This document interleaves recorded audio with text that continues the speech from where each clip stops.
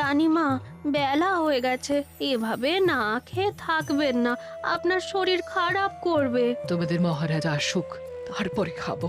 যতদূর জানি মহারাজ আগামীকাল সকালে ফিরবেন। বেশ, আমাকে একটু শরবত করে এনে দাও, আর কিছু খাবো না। আচ্ছা রানীমা।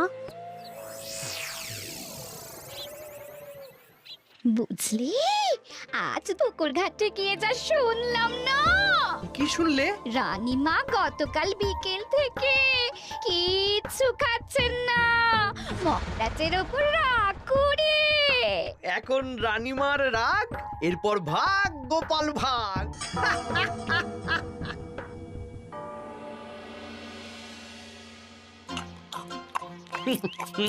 সত্যি বিমলা, তোমার হাতের রান্নার কোনো তুলনা নেই মা। আমাদের সেনাপতি তাহলে আর হাত পুড়িয়ে রান্না করবে না বলছো?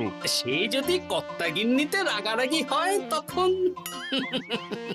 মা আমার লজ্জা পেয়েছে। তা আপনাদের কোনো আপত্তি নেই তো? কি যে বলেন, আপনার রাজ্যের সেনাপতি বলে কথা।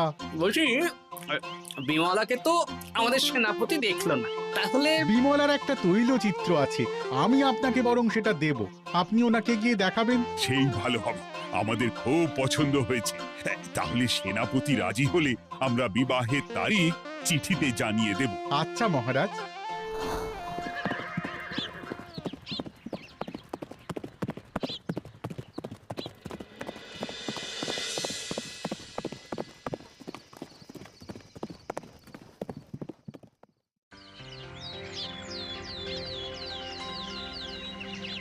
মহারাজ, আমি তাহলে আসি। যাওয়ার পথে আমি সেনাপতির সাথে কথা বলে নেব। হ্যাঁ হ্যাঁ গোপাল, এসো।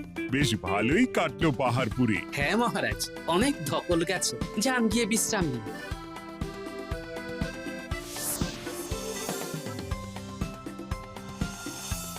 কি সেনাপতি, পছন্দ তো? হ্যাঁ, খুব পছন্দ হয়েছে গোপাল। তোমার চোখ তো দেখছি একেবারে জহুরির চোখ।